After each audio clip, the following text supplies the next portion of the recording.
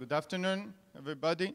I'm really happy and honored to be with you this afternoon. I'm going to share with you a couple of ideas on two areas of communication, which is the very topic of this roundtable, from the point of view of someone who is in communication sciences. So let's go here.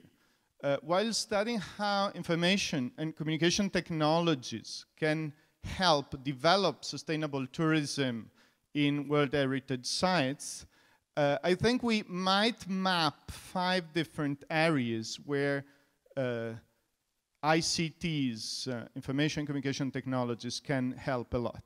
The first one, for sure, widen access, is what Clara was suggesting just now, to make sure that while people are looking for your destination or your hotel or your attraction, they are able to find enough high, good quality information together with pictures, the right languages, etc. And by the way, how many of you are working in the field of tourism? Okay, hotels? Very few from the hotel management. Attractions? Okay. Policymakers in tourism? No one. Okay. Good. So widen access is so important, and sometimes because we think nowadays of social networks, we forget to have a very usable and good quality website. But for sure, the second area of interest is when the traveler has decided to visit your destination. So you can, through digital technologies, you can enrich their experiences.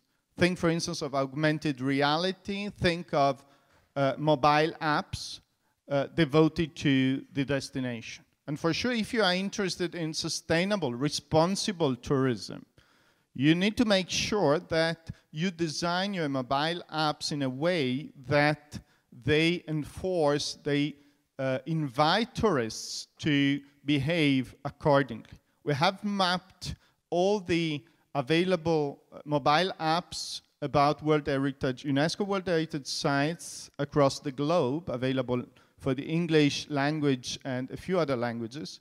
And I must say, very few of them are even touching the issue of sustainability and responsibility of tourists. So this is something very important, to make sure that you, through digital technologies, you are enriching the experience. You are enabling people to better understand, to make the best of their visit. A third area of interest is increasing ownership and promoting interpersonal encounters.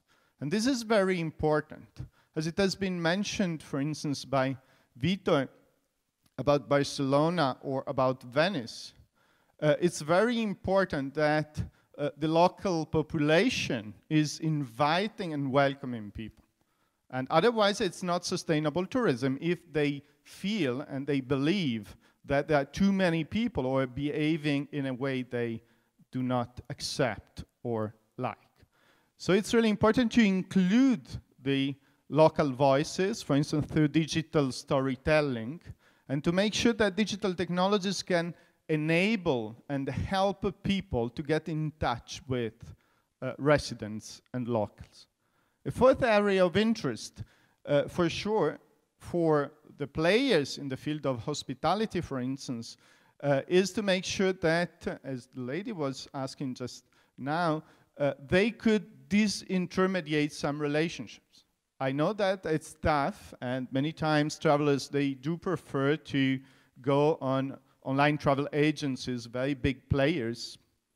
I mean, as of now, there are very few of them ruling the market. But it's true that you can do something in order to disintermediate. For instance, we are right now running a project in Mozambique, in Ilha de Mozambique, which is the World Heritage, UNESCO World Heritage Site over there, helping the local bed and breakfast owners to disintermediate, to get some direct connections with tourists and prospects.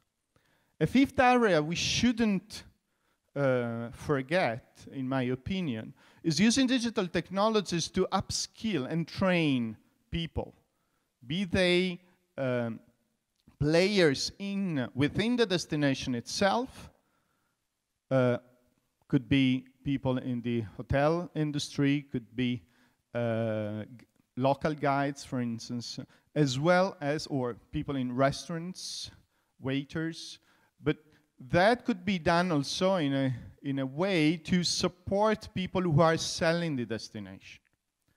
So while thinking of some cases of research we have done or we are doing right now in these fields, I was thinking of something my mother taught me about smart people and smart communication. And her advice has been always, before speaking, listen. And in fact, if we think of a smart communication, the first activity you should do is not polluting the digital world with a lot of messages. But first of all, you should start listening to what others are doing.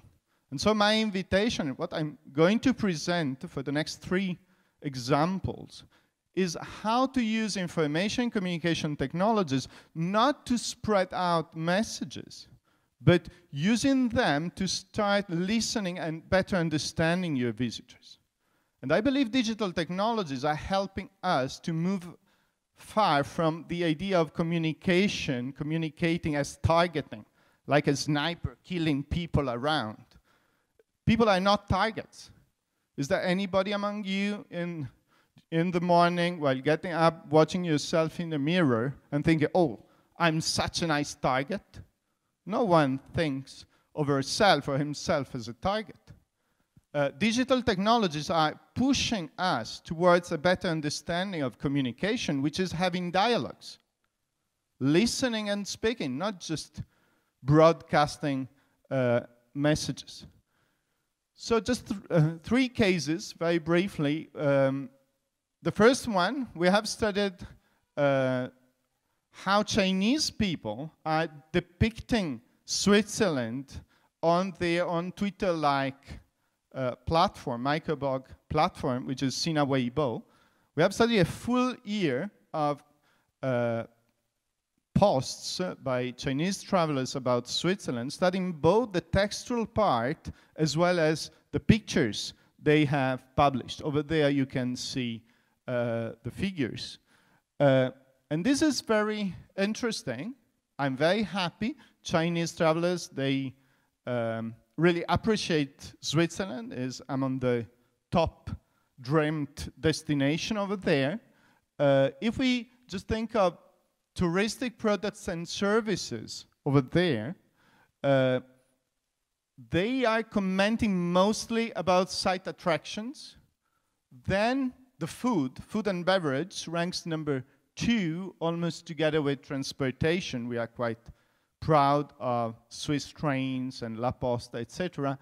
Well, as you can see, outdoor activities and accommodation, apparently they are not at the center of their interest. And that's very important. If you do not listen to your visitors, you won't be able to understand their needs, and you won't be able to make a better offer to them. But we have also studied the pictures they have published, and they were really interesting. Mountain and lake, the way we provide a summary of their pictures says, a well-inhabited, pure nature. So they were struck and depicting situation in which there is nature with some people, and for them that was the added value of going to Switzerland. But again, you can see the food ranks quite high over there, but people even higher. So let's see a second example. We have done an extensive study on all the comments which have been published on agriturismo.it, which is the largest platform in Italy on agritourism businesses. They are hosting more than half of all the businesses throughout Italy. And we have studied places, offers in 94 provinces out of, I believe, about 110 provinces in Italy. So again, you can see data over there. And what's really important there, for instance, we studied different languages in order to better understand the needs and the comments of different people coming from different cultures or areas. So as you can see, all of them agree, so comments written in Italian, English, and in German, all of them agree on the fact that the very first element which should be stressed in the agritourism experience is the service and the staff, so meeting people. And the second, again, all of them agree that it's the quality of food. Well, if you scroll down the table, you will see big differences, for instance, about the quality of the room. 26% of the Italian travelers versus 43 or 46% of foreigners. Or the proximity to city, just 6.3% from the Italian travelers against 33% or 25%. So again, if you are open to listen what your travelers are saying, you will be better prepared to offer a better service. And here I must say, I believe when we think of digital technologies, I mean, I'm making a living out of it with me and my family to get in close collaboration with my wife. We have 6 kids, so I'm very happy to get enough money from digital technologies and tourism for my family. But sometimes we risk to have quite a stupid narrative of before and afterwards, like for diet pills. You have Lorenzo before and then a very slim Lorenzo afterwards. So this is not the case. For agritourism, before and afterward, people are looking to meet people. That's always the same. So it's very important to keep in mind not only what is changing dramatically, but also what is remaining the same. So international travelers stress food culture-related aspects, the discovery of the Italian food culture, and they see their host as a mediator towards the local culture. A third example where we have listened, in this case, people visiting St. Paul outside the walls in Rome, which is a Rome Basilica, so it's cultural religious tourism. And there we have analyzed all the posts on TripAdvisor about this attraction in order to understand their drivers. And as you can see, for some of them, the driver was mainly artistic or cultural, for others was mainly religious. But in many cases, they were combining both drivers, saying, thanks to the art, we started to have a better sort of a religious experience or a better religious experience. So this something about, if you want, B2C, business to consumer.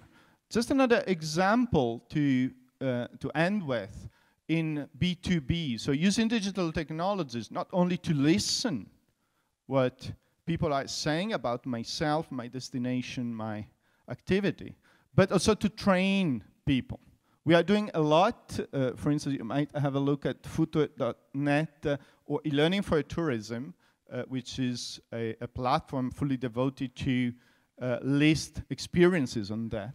And we have developed ourselves for a small region, very similar to yours. It's 300,000 something people. An e-learning program which is aimed at foreign travel agents. We know that in Europe, travel agents are not any longer playing the most important role, but they are still playing a major role, especially for groups. But outside of Europe, if we think of emerging markets like China, India, Brazil, they are still making most of the transactions. And many of them, they have not enough money or time to travel. So basically, they are selling something they never experienced themselves. And so for them, it's really important to get a better understanding of the destination. And through this kind of e-learning program, which is fully open and free, you can offer them an opportunity to better understand the destination, to rebrand your destination, and to sell it.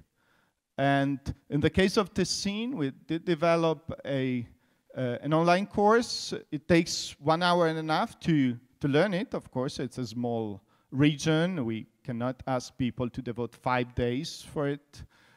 There's a final test. You get a certificate. The winners, so people finishing the program, they are randomly selected to visit our region. And in a few months, we have got almost 700 users and almost 300 certified users. So people who have devoted about 2 hours to learn how to sell our destination. So my 2 messages: make sure you listen before speaking in order to better understand the needs of your travelers. And second, think of digital technologies not only as a tool for B2C activities, but also as a tool for B2B activities, taking into consideration training for local players and also international players. Thank you so much for your attention.